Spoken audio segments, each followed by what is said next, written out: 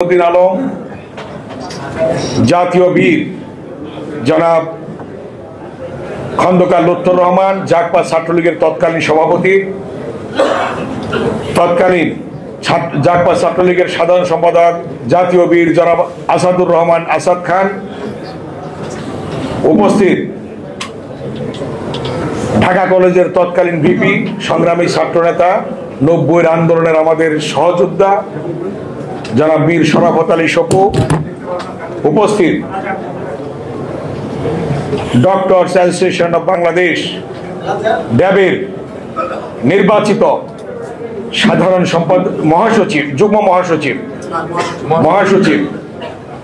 নির্বাচিত মহাসচিব ড্যাবের এবং সিলেট মেডিকেল কলেজের সাবেক নির্বাচিত ভিপি, ছাত্র সংসদের এক সময়ের 90-এর আন্দোলনের আমাদের আরেকজন সহযোদ্ধা জনাব ডাক্তার জহিরুল ইসলাম শাকিল, উপস্থিত অন্যান্য আমাদের সাবেক ছাত্রনেতা জনাব মেহেদি সহ অন্যান্য ছাত্র নেতৃবৃন্দ, সাবেক ছাত্র নেতৃবৃন্দ, উপস্থিত সুধীবৃন্দ, উপস্থিত আমার প্রিয় সাংবাদিক বন্ধুরা, আসসালামু আলাইকুম।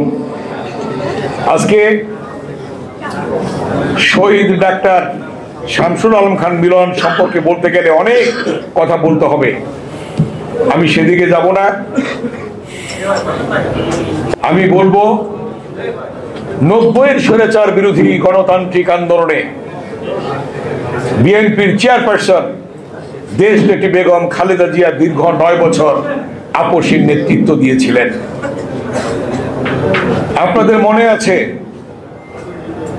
ঠিক ওই 9 বছরে আরেকজন নেত্রী সেদিন স্বৈরাচারী অবৈধ এরশাদ সরকারকে সহযোগিতা করেছিলেন। যেমনি ঠিক এই 15 বছরে ফ্যাসিস্ট খুনি হাসিনাকে সহযোগিতা করেছিলেন এরশাদ, ওই সময় সহযোগিতা করেছিলেন 90-এর স্বৈরাচার বিরোধী আন্দোলনে শেখ হাসিনা, ফ্যাসিস্ট খুনি হাসিনা, তিনি সহযোগিতা করেছিলেন। যেমন যখন 3 জুনের রূপরেখা ছিল যে স্বৈরাচার এরশাদের অধীনে কেউ নির্বাচনে যাবে না, চট্টগ্রামের লালদিঘির ময়দান থেকে শেখ হাসিনা বক্তব্য রাখলেন, যারা এরশাদের অধীনে নির্বাচনে যাবে তারা জাতীয় বেঈমান হবে বলছিল। ঠিক 24 ঘন্টা পর উনি চট্টগ্রাম থেকে ঢাকায় এসে রাতের অন্ধকারে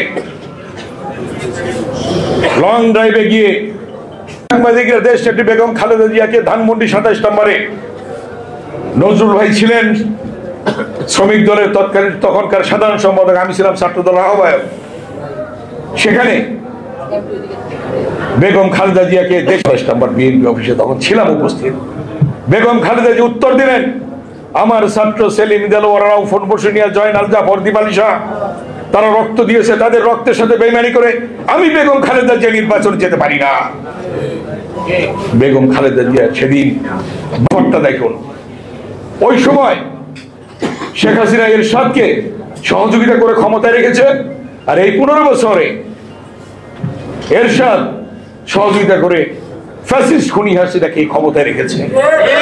মিল আছে কিনা? এই কথাটি বুঝতে হবে। জিহাদ শহীদ হলো, বেগম খালেদা জিয়ার মিছিলে ছিল।